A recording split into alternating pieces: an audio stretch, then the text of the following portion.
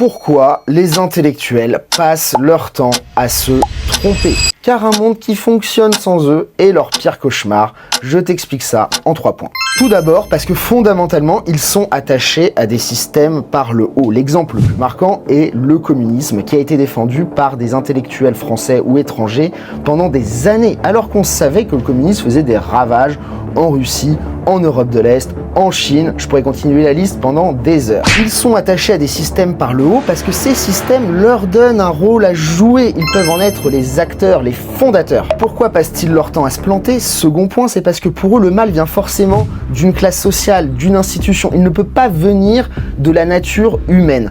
Ils sont fondamentalement rousseauistes. Ils pensent que l'homme était bon et que la société les corrompt. Et du coup, si le mal vient de l'homme, directement de sa nature humaine, et ben eux ils ont plus de rôle de révélation à jouer.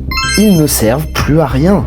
Le troisième point qui fait que les intellectuels se plantent tout le temps, c'est parce qu'ils sont nuls en arbitrage. Ils pensent que leur matière est le centre du monde et ils réfléchissent en impératifs moraux.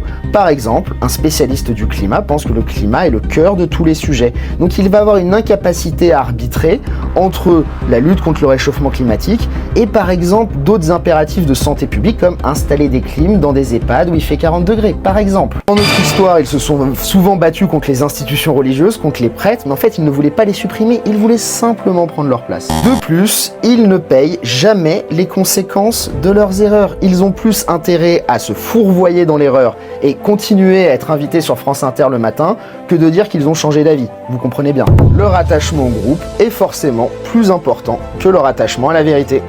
Méfiez-vous des intellectuels qui créent de très beaux systèmes depuis leur bureau sans jamais avoir mis un pied dans la vie réelle. Envoie cette vidéo à tes amis pour qu'ils arrêtent de se faire avoir par les belles paroles de nos intellectuels et surtout, abonne-toi.